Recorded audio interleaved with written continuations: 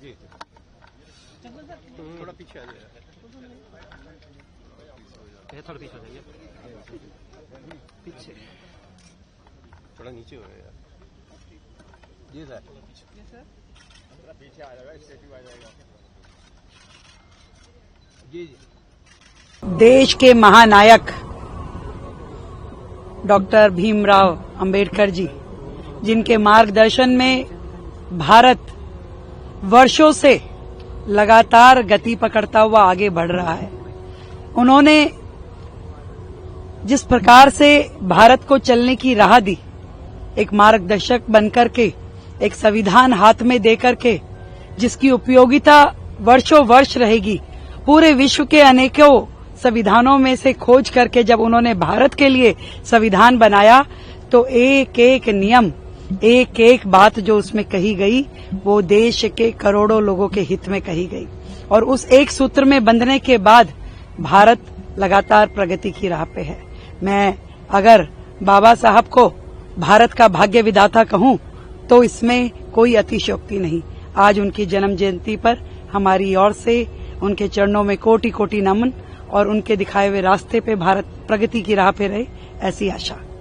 देश के महान पूत जिन्होंने देश के लोगों को जीने की राह दी, एक दिन ने क्या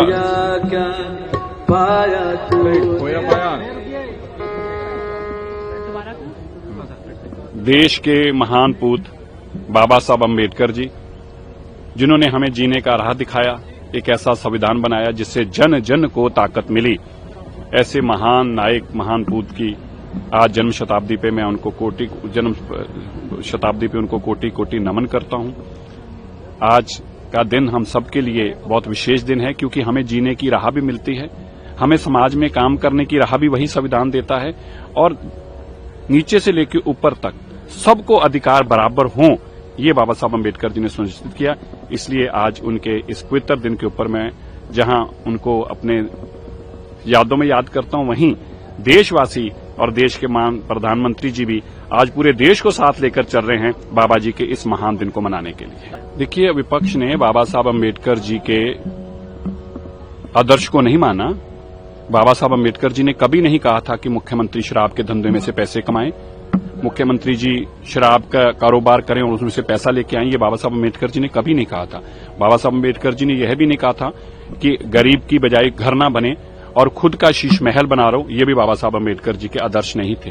बाबा साहब अम्बेडकर जी ने यह भी नहीं कहा था कि आप अपना तो विधानसभा सचिवालय के अंदर 30 करोड़ की लागत से एक आलीशान दफ्तर बनाओ और गरीब के पास खाने को ना हो, ये भी बाबा साहब अम्बेडकर जी के आदर्श नहीं थे। अरविंद केजरीवाल जी बाबा साहब अम्बेडकर जी के आदर्श को एक जैसे टोका होता है ना काटने वाला, तो कुल्हाड़ी की तरह लोगों के ऊपर वार कर रहे हैं। बाबा साहब अम्बेडकर जी का नुकसान करने का काम किया, बाबा साहब अम्बेडकर जी के अन्यायों के साथ बेइंसाफी करने का काम किया, उन्होंने कुल्हाड़े से उनका नुकसान करने का काम किया। जितना नुकसान बाबा साहब अम्बेडकर जी के अन्यायों का अरविंद केजरीवाल जी ने किया है, जितना नुकसान बाबा साहब अम्बेडकर जी के संविधान का अरविंद केजरीवाल जी ने किया है, उनको अधिकार भी नहीं है कि उनको माफी भी मांगनी चाहिए सबसे, और उनको अधिकार ही नहीं है कि वो दोबारा ऐसी बातें करें, क्योंकि उन्होंने लूटने का काम किया और बाबा साहब अम्बेडकर जी ने गरीब तक पहुंचने का हमें रास्ता दिखाया है।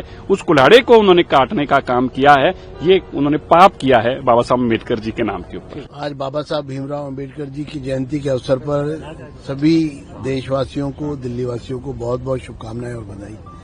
आज बहुत खुशी का दिन है कि आज दिल्ली विधानसभा के प्रांगण में बाबा साहब जी की जो प्रतिमा है उस पर हम सब लोगों ने पुष्पांजलि की है, और आज हमने उनको याद किया है। उनकी दी हुई शिक्षा को ग्रहण लोग ज्यादा से ज्यादा करें और समरसता का भाव हर नागरिक में स्थापित हो, और तेजी से मोदी जी के नेतृत्व में जिस प्रकार से आज देश भर में कार्यक्रमों का सिलसिला है, मुख्यमंत्री जी भी यहाँ उपस्थित हैं और हमारे मंत्रीगण हैं, हमारे डिप्टी स्पीकर साहब हैं, विधायकगण हैं, सब लोग यहाँ आए हैं आज।